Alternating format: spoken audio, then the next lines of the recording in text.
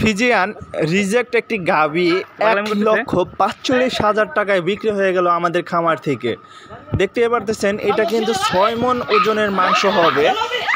তো এটা কিন্তু রিজেক্ট একটি গাভী ছিল। আমরা যখন এই গাভীটি কিনেছিলাম তখন এটার দুধ আসতো ১৮ লিটার, কিন্তু এটার বাচ্চা কনসেপ্ট না করার কারণে আমরা রিজেক্ট বলে আমরা কসাইদের কাছে বিক্রি করে দেই।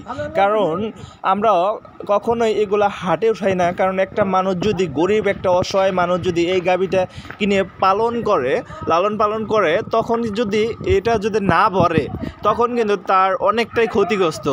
এই কথা বিবেচনা করে আমরা কিন্তু আমাদের খামার থেকে যে গাভীগুলোর সমস্যা সেগুলা কিন্তু কাটারি হিসাবে আমরা বিক্রি করে থাকি, মানে মাংসর দরে আমরা কসাইদের কাছে বিক্রি করে দেই, কারণ যাতে তারা মাংসটা বিক্রি করে দেয়, কোনো গরিব মানুষ কোনো অসহায় মানুষ জানে কোনো ক্ষতিগ্রস্ত না হয়।